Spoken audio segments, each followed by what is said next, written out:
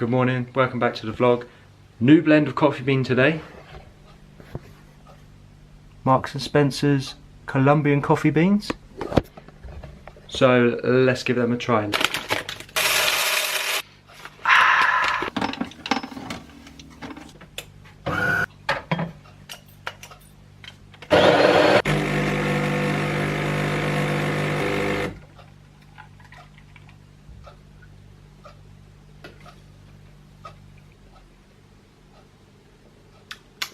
Not bad, you know, not bad. So, as you will be aware, it snowed for almost everybody over the weekend, and I think it's going to be here for a few days yet, as it's like minus outside. Pretty chilly. So yeah,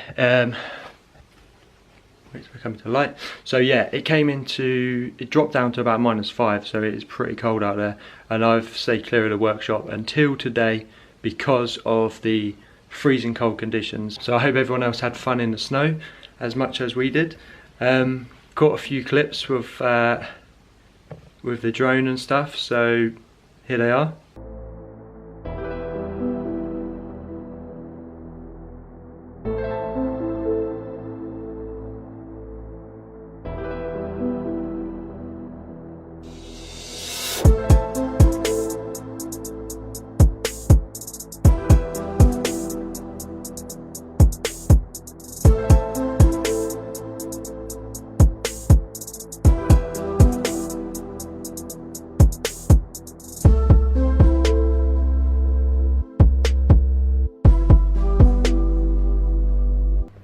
So, cam cover is all ready to go back on. I have put the seal back on, put the sealant on the corner bits, as apparently that's where it leaks or can leak. So I'm gonna put the cam cover back on the car now and bolt it down.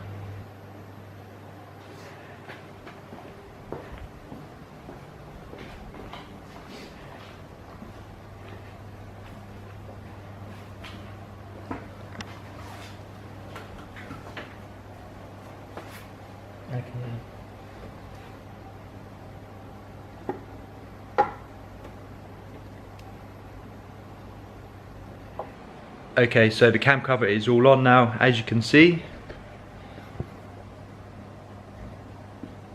Let me know what you think of it in the comments below. It's not perfect.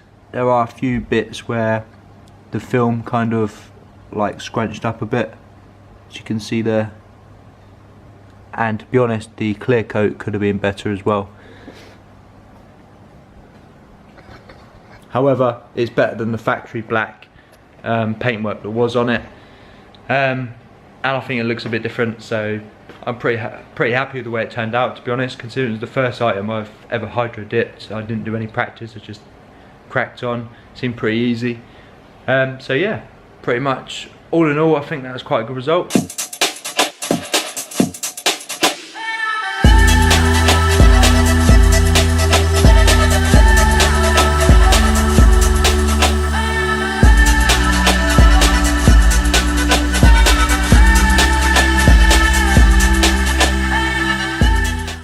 Right, so today I am off to get a GTR diff and drive shafts and hubs. Last year, if you watched my T-side video, I broke 4 200SX S14 drive shafts in a row, unfortunately. Part of it may have been down to too much grip and my driving style, but either way they're breaking, so I knew that there'd be the weak link and that I needed to upgrade at some point. So this GTR diff and shaft has come up at the right time, so I'm going to go and get it now.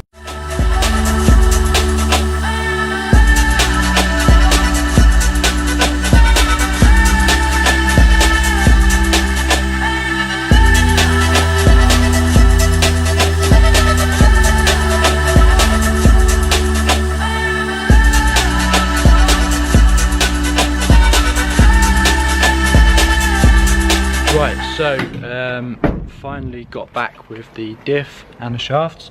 3 hour drive all round trip, but here they are. looking a bit dirty and needing a bit of a clean up, so we'll get on them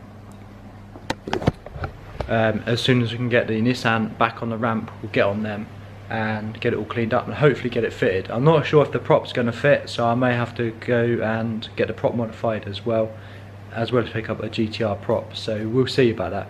But yeah, that's it really. It's here. Hopefully it's going to be a lot stronger and it's not going to break. I believe the casing is pretty much the same as a S14, S13 diff. It's just bigger internal splines on the input shafts on the diff, so fingers crossed that will be the answer, and it will take all the power. I'm sure it will. So yeah. The reason why we swapped to the R33 GTR diff and drive shafts is because they're stronger. The reason they're stronger is because the drive shafts, this is the 200SX one, S14, S13, this is the GTR, and you may be able to see, notice that it's slightly thicker, but the best way to check is to measure it. So quickly measuring that one, the 200SX one is 28mm and the GTR is, show you, approximately 30mm. So that's the main shaft that's bigger. Also the splines are bigger on the hubs. This is why you have to change the hubs as well. So approximately 30mm on the 200 ones and what's that, just under 33mm on the GTR. With regards to the diff, the casing is an R200 casing, so it's basically the same size as a 14 or 13, and I believe that the internals are the same or very similar.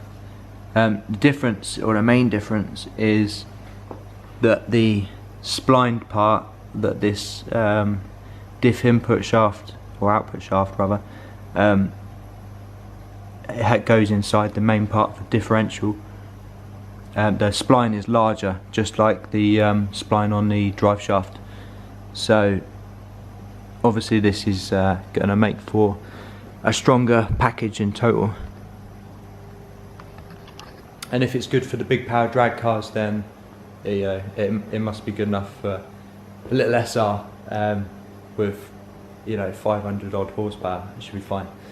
There's plenty of examples of high powered drag cars and drift cars running the GTR rear end.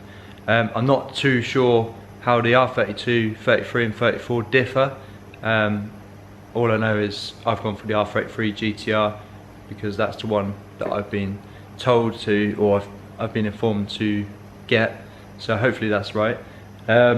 We'll see. I'm not sure exactly what's involved in swapping the bits over to the S13. We'll see. I know I'm going to have to get the prop modified and swap the hubs and obviously the diff backplate, but hopefully the rest of it will be pretty much problem free and trouble free. So yeah, hopefully we'll get them swapped over soon, and that'll be one modification over the winter period that will basically make the car more reliable. Obviously breaking the drive shaft is not very clever. So yeah, that's it pretty much. Looking forward to getting the diff set up in and having that reliability. Yeah, I'm sure there'll be a few other little modifications we'll make to the car, but then just maintaining it basically and looking to get back out on it as soon as possible next year.